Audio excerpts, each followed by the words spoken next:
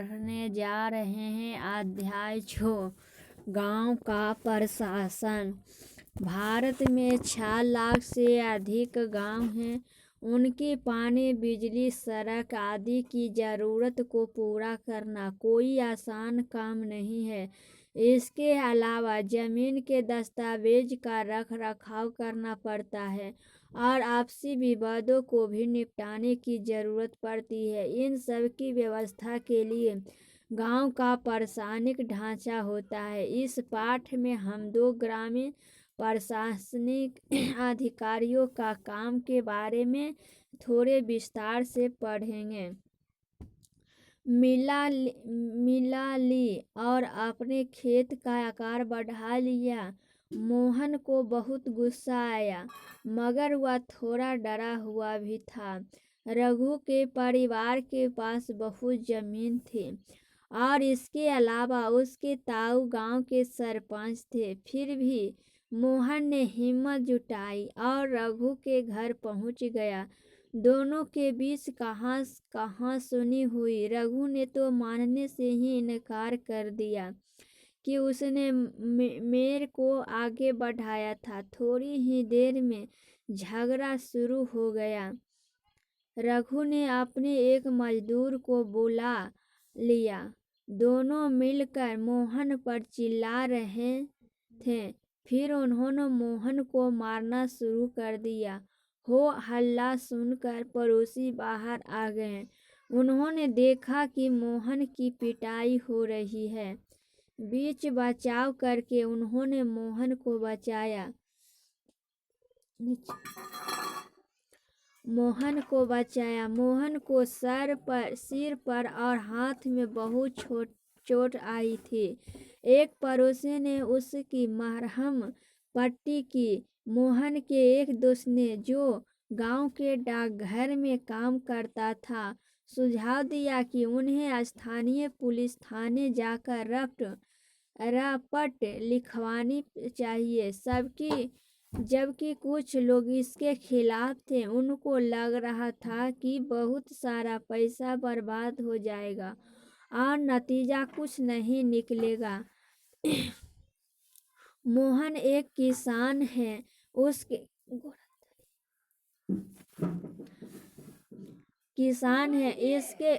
परिवार के पास थोड़ी सी खेतिहार जमीन है जिस पर वह कई सालों से खेती कर रहा है।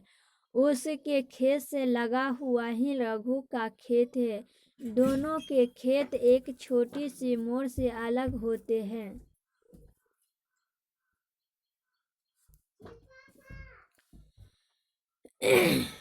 एक सुबह मोहन ने देखा कि रघु ने मेरे को थोड़ा आगे बढ़ा लिया था। ऐसा करके उसने मोहन की कुछ जमीन अपने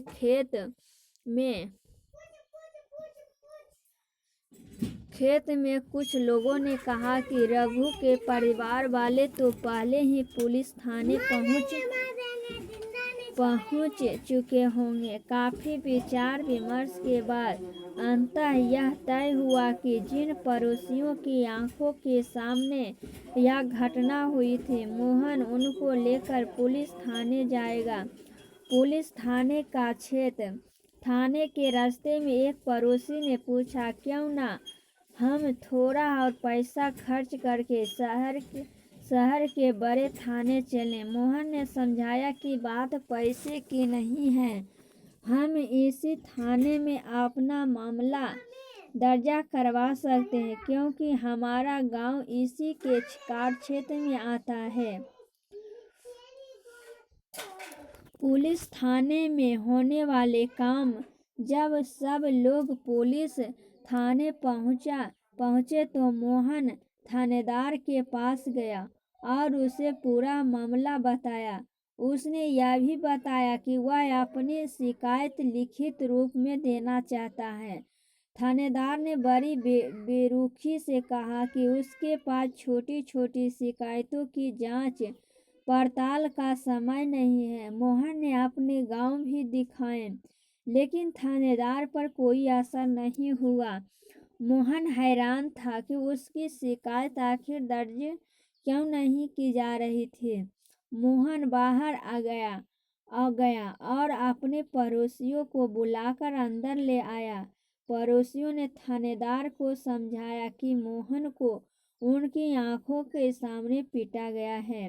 अगर वे उसे न बचाते तो उसे बहुत ही गंभीर चोट आती। उन्होंने मामला दर्ज करने पर जोर दिया। अंततः थानेदार राजी हो गया। उसने मोहन को अपनी शिकायत लिखकर देने को कहा। थानेदार ने वादा किया कि अगले दिन एक हवलदार घटना की जांच पड़ताल के लिए उनको यहाँ पहुँचेगा।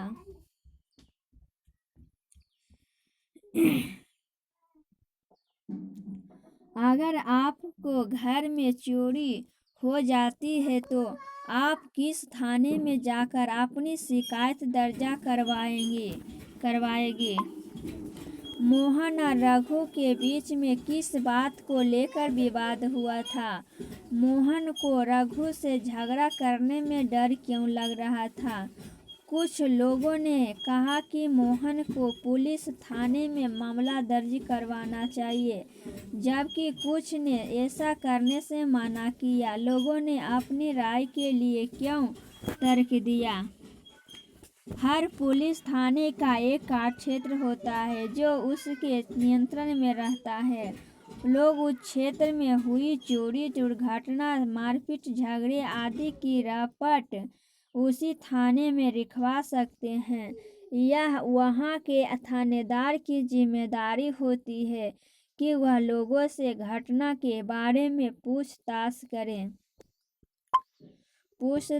करें, जांच पड़ताल करें और अपने क्षेत्र के अंदर के मामलों पर कार्रवाई करें। पुलिस थाने में जो भी हुआ उसे एक नाटक के रूप में दिखाइए। फिर यह बताइए कि मोहन थानेदार या पड़ोसियों की भूमिका निभाते हुए आपको कैसा लगा? क्या थानेदार इस स्थिति को किसी अन्य तरीके से संभाल सकता था? कहानी में पटवारी मोहन और रघु के खेतों को नाप कर यह देख सकता था कि वह गांव के नक्शे से मेल खाता है कि नहीं। अगर वह नक्शे से मेल नहीं खाता तो उसको पता चल जाता कि मेल खिसका कर खेत की सीमा बदली गई। राजस्व विभाग का काम। आपने पढ़ा कि मोहन और रघु में खेत की मेल को लेकर जबरदस्त लड़ाई हुई। क्या ऐसा कोई तरीका नहीं थी जिससे वह अपना मामला शांतिपूर्वक सुलझा लेते? क्या कोई ऐसी अभिलेख यानी रिकॉर्ड होते हैं जिनसे यह पता चल जाए कि गांव में किसके पास कौन सी जमीन है? चलिए पता करते हैं कि यह कैसे किया जाता है। जमीन को नापना और उसका रिकॉर्ड रखना पटवारी का मुख्य काम होता है। अलग अलग राज्यों में इसका अलग अलग नाम से जाना जाता है। कहीं पटवारी, कहीं लेखपाल, कहीं कर्मचारी, कहीं ग्राम अधिकारी तो कहीं कानूनगो कहते हैं। हम यहाँ जमीन का लेखा जोखा करने वाले कर्मचारी के लिए पटवारी शब्द का इस्तेमाल कर रहे हैं। प्रत्येक पटवारी कुछ गांव के लिए जिम्मेदार होता है। अगले पृष्ठ पर दिए गए नक्शे और उसके अनुसार बने खसरे यानी रजिस्टर के विवरण को देखिए। यह पटवारी द्वारा रखा गया गांव के लोगों की जमीन के रिकॉर्ड का एक हिस्सा है।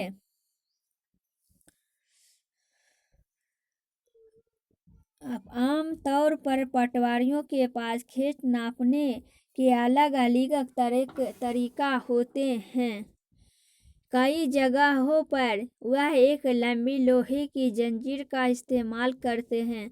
इसे जरीब कहते हैं। ऊपर दी गई पटवारी किसानों से भूमि पर भी इकट्ठा करता है और सरकार को अपने क्षेत्र में उगाने वाली फसलों को बारे में जानकारी देता है। यह काम वह अपने रिकॉर्डों के आधार पर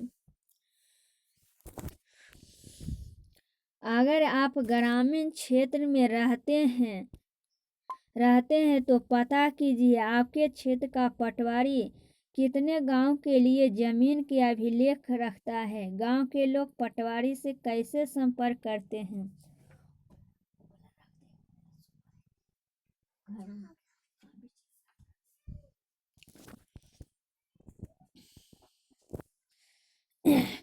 खसरा कहलाने वाले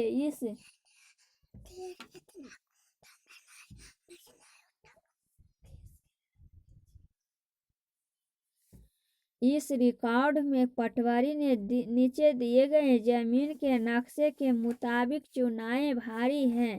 इससे पता चलता है कि जमीन का कौन सा टुकड़ा किसके नाम है। इस रिकॉर्ड जमीन का कौन सा टुकड़ा किसके नाम है। इस रिकॉर्ड और नक्शे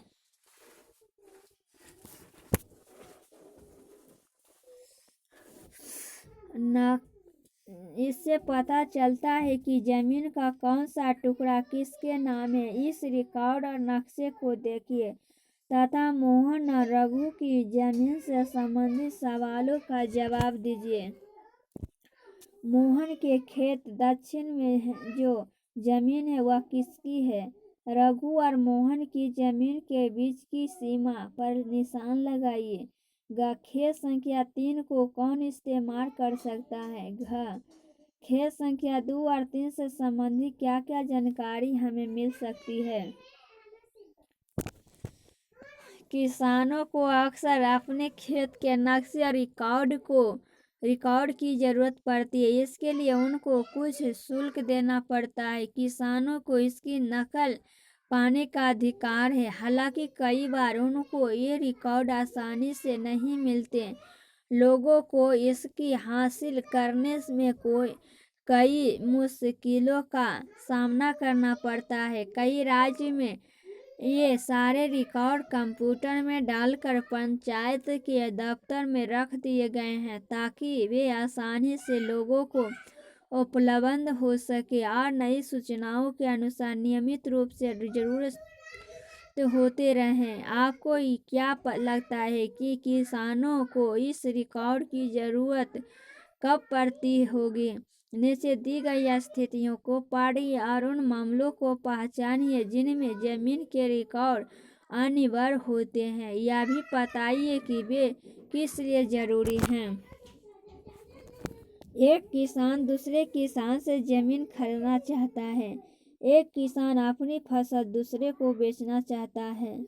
एक किसान को अपनी जमीन में कुआं खोदने के लिए बैंक से कर्ज चाहिए। एक किसान अपने खेत के लिए खाद खरीदना चाहता है। एक किसान अपनी जमीन अपने बेटे एवं बेटियों में बांटना करता है। इसलिए जरूरी है कि वह उनको समय समय पर दुरुस्त करता रहे। किसान कई बार फसल बदल देते हैं, कुछ और उगाने लगते हैं या कोई कहीं कुआं खोद लेता है। इन सब का हिसाब रखना सरकार के राजस्व विभाग का काम होता है। इस विभाग के वरिष्ठ लोग इस काम का निरीक्षण करते हैं। भारत में सभी राज्य जिलों में बांटे हुए हैं। जमीन से जुड़े मामले की व्यवस्था के लिए इन जिलों को और भी छोटे खंडों में बांट दिया जाता है। जिले के उपखंडों को कई नामों से जाना जाता है, जैसे तहसील, तालुका इत्यादि। सबके ऊपर जिलाधिकारी होता है और उसके नीचे तहसीलदार होते हैं। उन्हें विभिन्न मामलों को निपटाना होता है। वे पटवारी के काम का निरीक्षण करते हैं और वह सुनिश्चित करते हैं कि रिकॉर्ड सही ढंग से रखे जाएं और राजस्व विभिन्न तरह के कर इकट्ठा होते रहें। वे यह भी देखते हैं कि किसानों को अपने रिकॉर्ड को नकल आसानी से मिल जाए। वे विद्यार्थियों को जरूरत पड़ने पर जाति प्रमाण पत्र आदि भी जारी करते हैं। तहसीलदार के दफ्तर में जमीन से जुड़े विवादों के मामले सुने जाते हैं। एक नया कानून। जब हम उन किसानों के बारे में सोचते हैं जिनके पास जमीन है तो आम तौर पर हमारे ध्यान में पुरुष होते हैं। महिलाओं की हैसियत खेतों के काम में एक मददगार भार भी की मानी जाती है। उनके बारे में जमीन के मालिक के रूप में कभी नहीं सोचा जाता। अभी तक कई राज्यों में हिंदू औरतों के परिवार की जमीन में हिस्सा नहीं मिलता था। पिता की मृत्यु के बाद जमीन बेटों को बांट दी जाती थी। हाल ही में यह कानून बदला गया है। नए कानून के मुताबिक हिंदू परिवारों में बेटों बेटियों और उनकी मां को जमीन में बराबर हिस्सा मिलता है। यह कानून सभी राज्यों और केंद्र शासित प्रदेशों में भी लागू होगा। इस कानून से बड़ी संख्या में औरतों को फायदा होगा। उदाहरण के लिए सुधा एक खेतिहर परिवार की सबसे बड़ी बेटी है। वह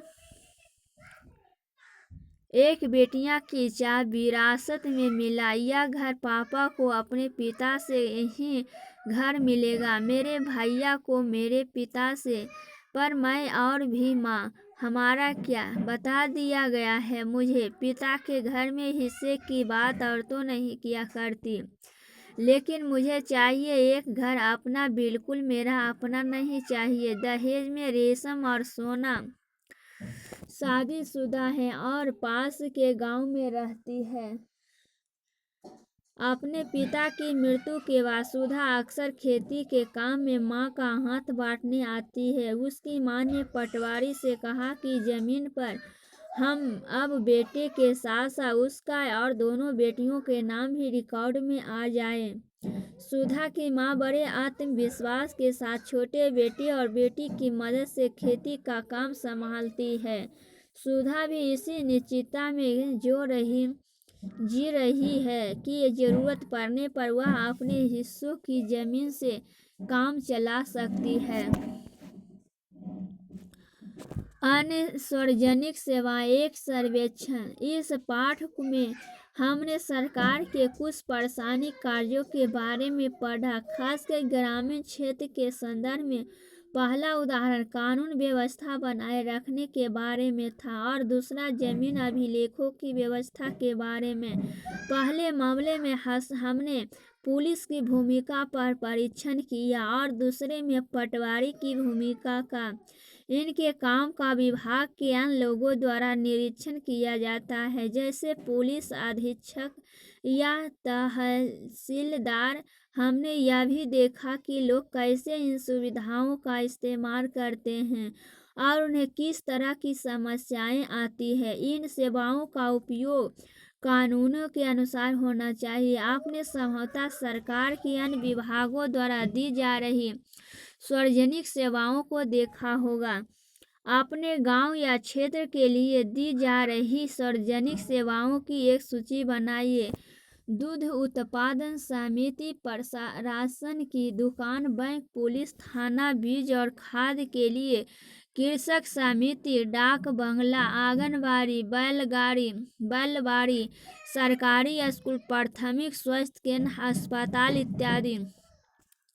3 सार्वजनिक सेवाओं पर जानकारी इकट्ठा कीजिए और अपनी अध्यापिका के साथ चर्चा कीजिए कि इनकी कार्य प्रणाली में कैसे सुधार किया जा सकता है। आपके लिए एक उदाहरण आगे दिया जा रहा है।